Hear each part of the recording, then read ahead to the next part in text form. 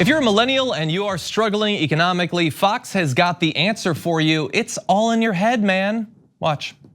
It's long been understood in sociology circles that the difference between being poor and poverty is the mindset about time. And if you are focused on this week or this month or even just this year, you are likely to be in a poverty situation for a very long time. The higher up you go, the income ladder, the higher the probability that people are not just thinking about my lifetime, but the next lifetime and maybe even the generation after that. And the real correlate between doing well is how far ahead you can look and take seriously. So my biggest concern with the millennial cohort is there doesn't seem to be a lot of long-term looking. Well, a lot of them think the world's going to end in 12 years. It ain't. And so they need to look beyond that in order to handle this wealth well and wisely.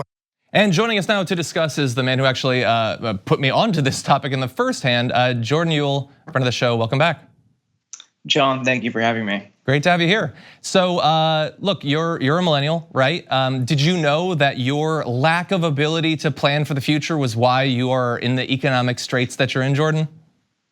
No, John, that was news to me. I mean, I thought that was just being the first generation college student, someone who had to work their way through college with multiple jobs. Little did I know if I just, put my mind to it, I would stand to inherit, my fair share of these trillions that are coming to the millennial generation, as they talked about. The thing that so there's this study that they pointed to in that clip, right? So they say, if you're focused on the immediate, like the next day or the next week, the next month, instead of the long term, you're more likely to be in a poverty situation. They framed this as the cause of people's poverty and people's impoverishment. This is so like immaterial and disconnected from the actual study. And what sociologists have found is that that's a result of being in poverty. Yeah, and I think that's important to point out. Yeah, like, oh God. So like one of the only things that almost everyone knows about scientific analyses of this sort is that correlation does not equal causation, which some people take to mean that correlation doesn't mean anything, which is not true. But what it doesn't necessarily establish is the direction of causality. And so you have to actually use common sense and follow up studies to decide which way the causal arrow is pointing. The idea that someone who's making minimum wage, they're just thinking about today, man, and that's why, like, no, they have to because they don't have any money. They can't be putting away for a trip like, up and down the French coast or something. Anyway, that seems fairly obvious to me. I think I do want to show, because you mentioned this thing about the inheriting. Fox Business Panel suggests millennials should worry about inheriting wealth instead of climate change. So they point out, they say this new study, it's actually a 2018 study, that there's gonna be a bunch of inheritance that 45 million millennials will have. I ran the numbers, and when you divide it by 45 million on average, that doesn't work out too much. And of course, it's not being divided by average. Certain people are gonna inherit large amounts of money, the vast majority aren't going to inherit anything. And so I know that you have to watch a lot more Fox Business than I do.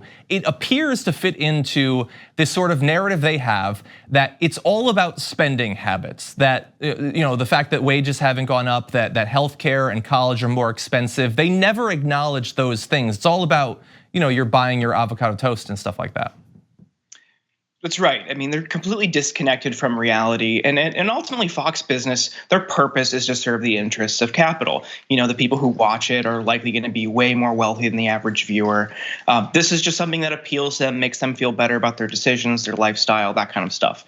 One thing I do want to point out is that this isn't just a millennial issue either. I know someone personally who is 60 years old, has been working hourly jobs for years, has to take another one at $11 an hour because their savings, what little savings they had, was wiped out in the financial crash in 2008.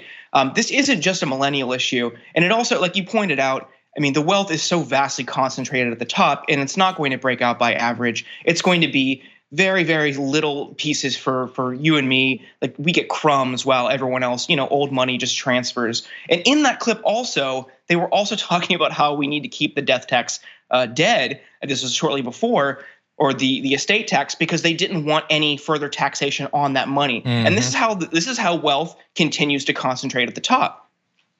Yeah, and so like pretending that their concern is about millennials inside of the same segment where they call for the end to the estate tax, that I noticed that. I don't know if everyone did, but that was funny. Also, I love the weird like mental tick where they say this is all about how the fact that the rich are thinking ahead, not only a week ahead or a year ahead, but literally generations ahead. And then they, like the woman who was speaking, she sort of gets, oh wait a second, I know that like we're pretending that climate change isn't gonna wreck the world, and obviously this is a gigantic example of not looking ahead to future generations. So she had to go out of her way to say, oh, all the concerns about climate change are fake. And so I think we as a society should be planning ahead for future generations. I just don't think that Fox Business is doing a good example, a good version of it. Right, exactly.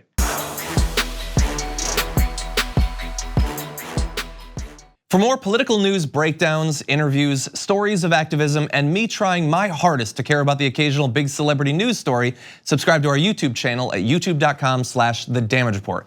And you can ring the bell wherever it is so you don't miss anything.